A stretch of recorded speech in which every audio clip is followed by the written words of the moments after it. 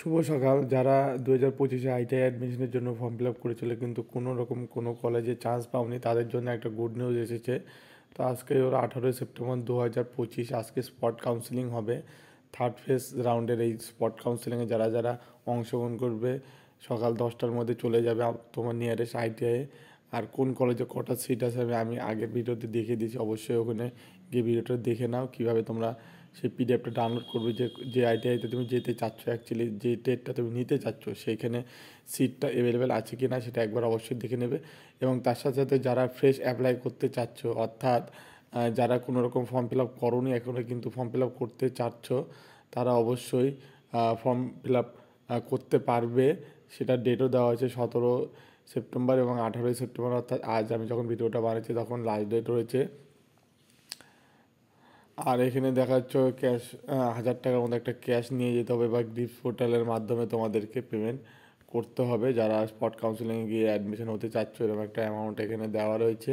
তো যাই হোক, বেশিরভাগ তো এত টাকা লাগে না, তো তোমরা একটু দেখে নেবে এই জিনিসটা।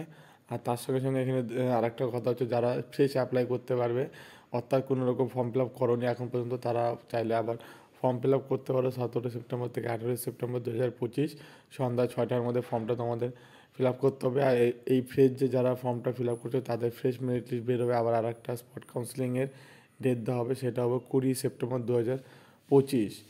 অর্থাৎ যারা আজকে স্পট কাউন্সিলিংয়ে যাচ্ছ তারা তো ভর্তি হয়ে যেতে পারবে, ঠিক আছে, যদি সিট থাকে অ্যাভেলেবেল।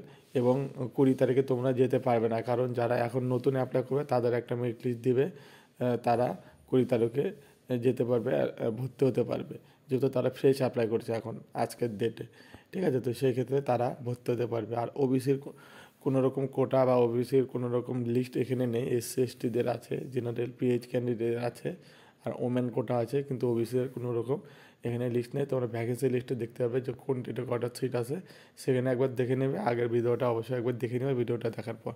তো এই ভিডিওতে সকাল সকাল একটা আপডেট ছিল, অবশ্যই তোমাদের হেল্প হবে। আর আপডেটের জন্য চ্যানেলের সঙ্গে থাকো। দেখা হচ্ছে নেক্সট ভিডিওতে।